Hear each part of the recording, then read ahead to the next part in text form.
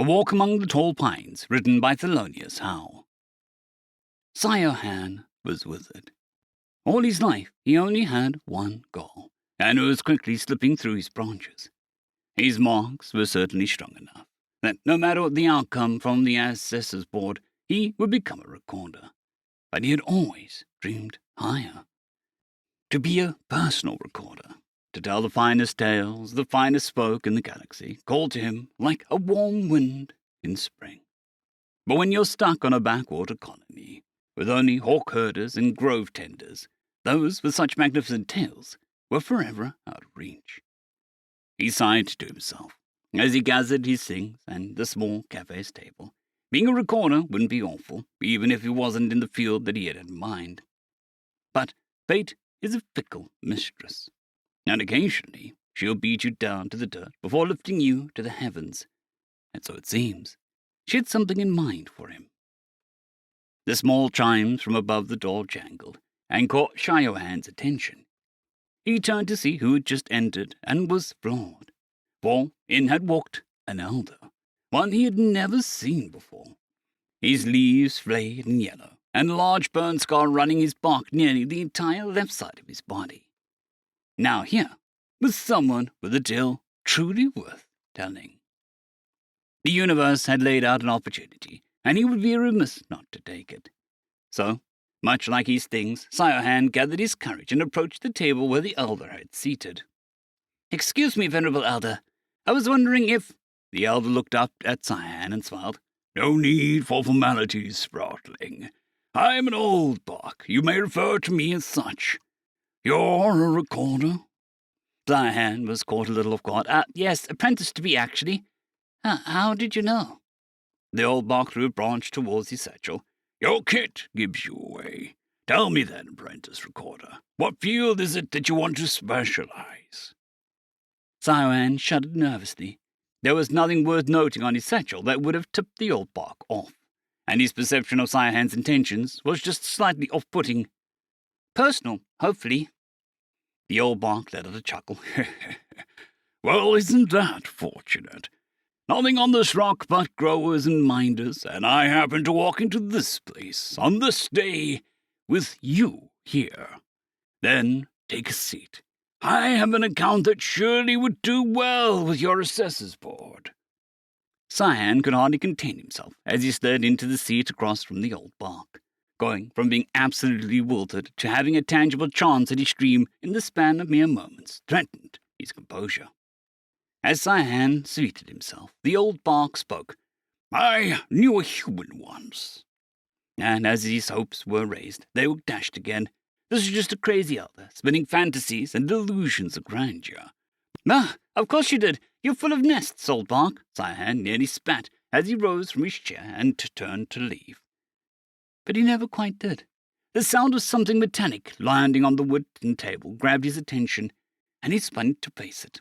The old buck had thrown out a hollow projector, and emanating from it was a soft, tanned, unmistakable face of a human, its arm wrapped around an arbor, one that was much younger than this old buck, but still had the same distinctive burn pattern, though much fresher. The old buck's expression remained neutral. "Stay a while and listen." As if caught in some hypnotic magic, Shiohan slipped back to the seat. "Apologies, I didn't think that—" "They've been gone for a long time now. It is reasonable to assume that none left living would have any memories of them," the old buck interrupted. As Shiohan prepared his materials, the old buck continued. "Before we begin, there are a few things to note, things that you should know. His name was Alan. He was a brother and a husband. He was quick-witted and cheerful. He was my best friend, and I hate him." Shiohan looked up from these articles. "If he was your best friend, why do you hate him?" he asked. "Because," the old buck bellowed, slamming his branches onto the table between them. This outburst caught the attention of the other patrons in the cafe, though much to Shiohan's relief, they went back to their business when no further disruption came forward. The old buck drew a deep breath of calm himself and looked back to Shiohan sadly. "They say, the humans, I mean, that someone's voice is the first thing you forget about them. I don't believe that's true. I remember Alan's voice when he cracked a joke, when he told the story of home, when he lied. Cyan was more than a little confused. So Alan was a liar, and that's why you hate him? The old Bach sighed. All humans are liars. Mostly they were harmless, innocuous things. But the one Alan told, the old Bach's words trailed off, and he ruffled the leaves before continuing. I suppose you'll get to that, but for now, let us start at the beginning. The old Bach regaled sci-fi with a saga of Alan, of how the two had met in the cultural exchange shortly after first contact, of their exports gallivanting around the galaxy, a pair of sojourner souls, every unhappy being tied down and saddled to one place for extended periods of time, of how they both reacted when the swarm invaded, with rage and indignation, of how they signed up together to be the heroes of the universe, that they alone would be back to darkness. The tales of how they fought across all manner of landscapes, bringing victory and hope, and finally, of how they ended up on a lifeless little moon without a proper name, just a string of letters and numbers. And that was where I heard him lie. He threw me a pack with all the supplies I could carry, all the intelligence we'd gathered, and told me to run, to make for the landing zone. He told me that he'd be along shortly, that he would catch up. He promised me that he would be fine. There was a sad anger in the old Bach's words. Perhaps it was directed at Alan for lying. Perhaps it was directed at himself for believing it. But still, he pressed on, determined to give the younger Arbor a story worth telling. The swarm left nothing to bury, of course.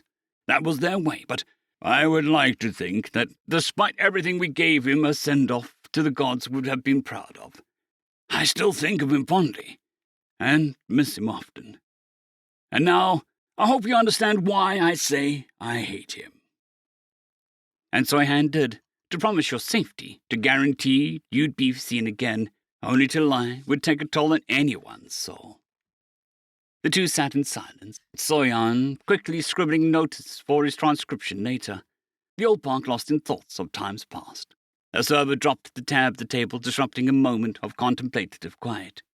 Well, the old Bach stated quite plainly, I should uproot and pay. It was a pleasure to reminisce with you, Recorder. Apprentice, Cyan corrected. The old Bach just huffed and rose from his seat. You have your story now, Recorder. Warmth spread upon his Bach face as he gently laid a branch on Cyan's shoulder. Go knock their socks off, kid. Cyan looked at the old Bach in confusion. Excuse me, but what are socks? The old Bach let out another chuckle. Shade them in your canopy, sproutling. Cyan looked down at his notes. If this wasn't enough for the assissor's sport, then surely nothing would ever be. A tale, a personal tale, of a human fighting back the darkness should firmly formalize his skills in the art of rooting a tale. The chimes of the small shop's door once again pulled him from his thoughts. The old Bach was leaving, and without thinking, Soyan quickly shouted, Wait! Your name! I never got your name! The old Bach turned to him, and with a strange glint in his eyes replied, My name is not of importance to the tale, Sproutling. Upon seeing Soyan's dismay at this revelation, the old Bach's expression softened, a small grin breaking through. But Alan always called me Treebeard. End of story.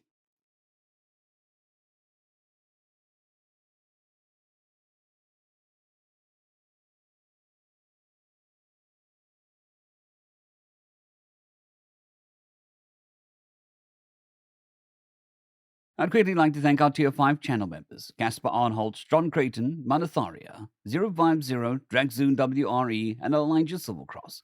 Thank you very much.